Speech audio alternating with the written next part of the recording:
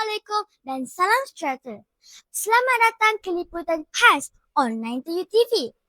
Pada 19 dan 20 Mei 2026 telah berlangsungnya pertandingan pembaca bestari peringkat Putrajaya yang dianjurkan oleh Pusat Sumber SKPT 92 dengan kerjasama Sektor Sumber Teknologi Pendidikan Putrajaya. Program ini diadakan bagi memilih wakil terbaik Putrajaya ke pertandingan peringkat kebangsaan serta membudayakan amalan membaca dalam kalangan murid.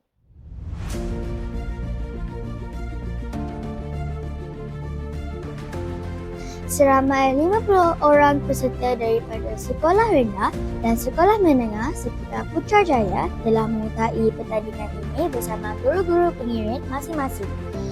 Program dimulakan dengan sesi taklimat pertandingan sebelum para peserta menjalani sesi pengundian dan temudega. Pertandingan ini bukan sahaja menguji tahap pembacaan peserta, malah turut menilai pemikiran kritis, kreativiti serta keyakinan dalam komunikasi.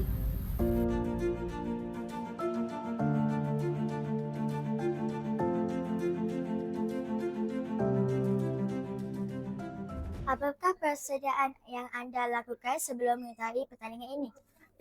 Persediaan yang saya lakukan ialah dengan mencari 3 pilihan novel yang ingin saya bentang.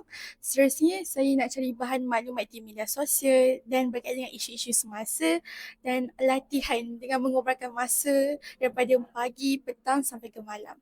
Persediaan yang saya telah lakukan sebelum menyertai pertandingan ini adalah rekod nilam untuk sampaikan rekod 200 dan juga berlatih banyak soalan secara rawak supaya boleh bersedia untuk soalan daripada juri-juri.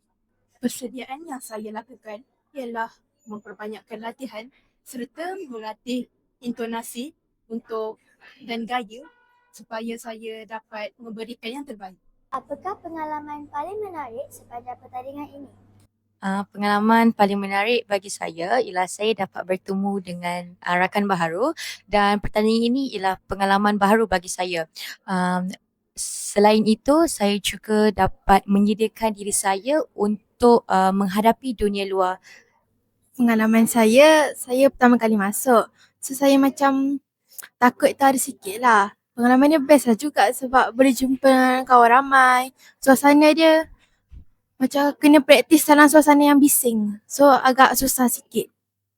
Pada saya, pengalaman ini saya minat berjumpa dengan rakan-rakan yang lain dari sekolah lain tentang pembacaan buku yang sendiri. Saya melihat diorang tengah praktis untuk masuk ke program tersebut lah. Terima kasih. Melalui program ini, murid dapat membina tabiat membaca dan memperkokohkan budaya ilmu dalam kehidupan seharian.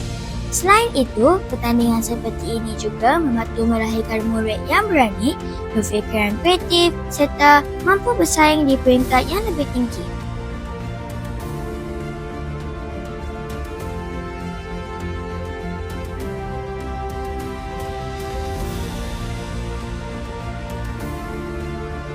Hanya diucapkan kepada semua para peserta yang telah menunjukkan semangat dan komitmen yang cemerlang sepanjang program berlangsung.